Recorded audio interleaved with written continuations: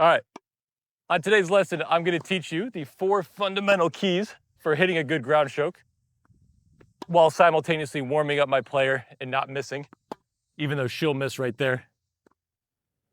And if I make it to the end of this video without missing, I'm gonna expect a like and a subscribe. So you've probably already noticed that my ground strokes are not aesthetically pleasing. They're not gorgeous. I have a weird take back. I separate very early. I don't have a great shoulder turn on my forehand. On my backhand, I drop the racket really quickly. And obviously none of that matters because I still hit a pretty decent ball. I'm hitting with a girl who's top 20 in college on the other side of the net. And I can still make that ball. Not as deep, but I don't miss. That's the point of the video, because I do these fundamentals well. So first fundamental is getting the ball in your strike zone. So that's one thing I do very well. You can see most of the balls are at my waist right there. Even when she tries to mess me up, I can still get the ball at my waist. So that's huge.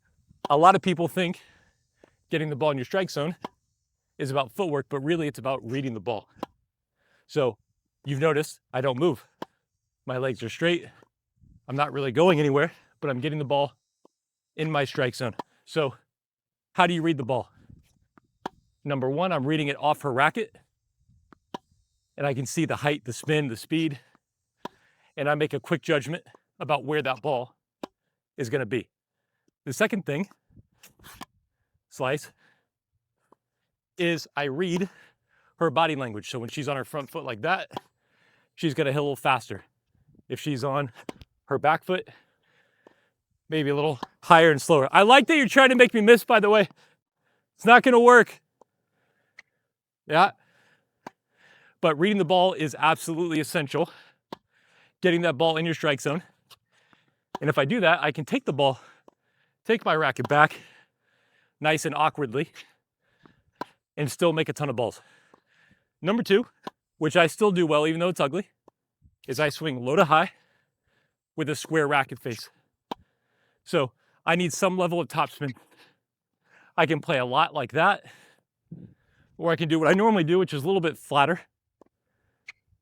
But by swinging up on the ball, I've taken the net out of play. And by having a little bit of topspin, oh, still dropped. The ball will drop inside the baseline. So it's not pretty. Back it up. But we need some level of low to high and a square racket face, then we get topspin. Doesn't really matter what your take back is. Doesn't matter what your grip is. Really doesn't matter all that much what your follow through is. It just matters that you swing low to high with a square racket face. Before we get to number 3, just a reminder, I'm giving away a free ADV backpack at the end of every month if you sign up for my newsletter. So that link is in the video description. Number 3, and this might surprise you because I'm not doing it, is footwork. Now what I mean by footwork is the rhythm into the shot. So even though I'm not moving, step hit right there. My rhythm is the same. Step hit right there. So a lot of people think it's all this activity. You can do that, and when you're playing points, you do need to move. But I'm talking about rhythm into the shot. Emma's whole job over there is to get me out of rhythm. Hit one high, hit one slow, hit a slice, change my timing so I miss. My job, step hit, is the same every time. Load hit. So her ball is different, load hit. I'm trying to create a tempo with my feet. Now last video, I hit and talked, and everyone said, oh, you're so out of breath. Ah! Keep it going, don't lose focus. I want you to try to give a 10-minute YouTube video while hitting nonstop. Not easy to do, I am out of breath. Okay. No!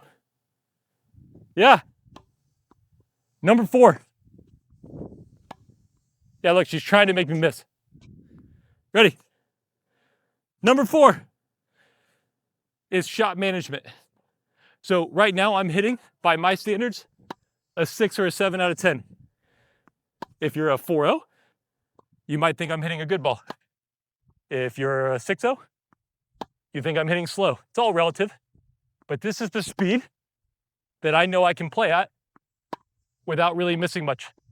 Now, shot management is going up and down that scale depending on the ball Emma gives me. So if she gives me an easy one, like that, I stay right at a 6. A deeper ball, I might go down to a 5. I personally don't like slices, and I don't like high balls. So if I get either, I go slower. If I happen to get a ball out of my strike zone, I will go slower, like that right there. I feel it in because I realize I'm out of position. So having that ability to know when you have a ball you like and when you don't, and adjusting your speed accordingly. But again, no one should be copying my take back. It's ugly, I get it. And yet, I'm not gonna really miss much hitting these balls. And in fact, I'm even starting to feel a little better so I can go for more. So I did miss one ball. It skidded off the line. I'm a human being. But if you knock out these 4 fundamentals, I think you're gonna find you don't have to stress so much about the angle of your racket face and what your take back looked like. And am I loading properly? And does my coil look like Carlos Alcaraz? Knock out those 4 fundamentals, and you're gonna be hitting good ground strokes in no time. That's not bad.